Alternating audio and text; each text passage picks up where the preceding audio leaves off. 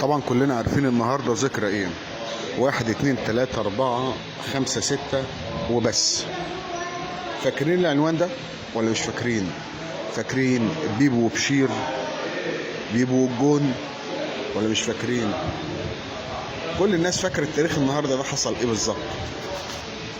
وكان الجماهير كانت تقول دايما لو انتوا نسيتوا انا مش هنسى 6-1 في شهر 5.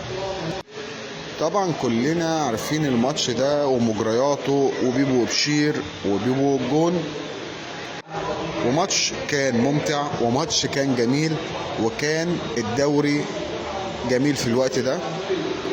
مش عارف الجيل اللي موجود هيفتكر خالد بيبو وهيفتكر الكابتن بشير التبعي وهيفتكر الكابتن محمد عبد المنصف، وكان الكابتن رضا شحاتة. يا ترى في ناس لسه فاكرة الماتش 6-1 ولا نسيتوه؟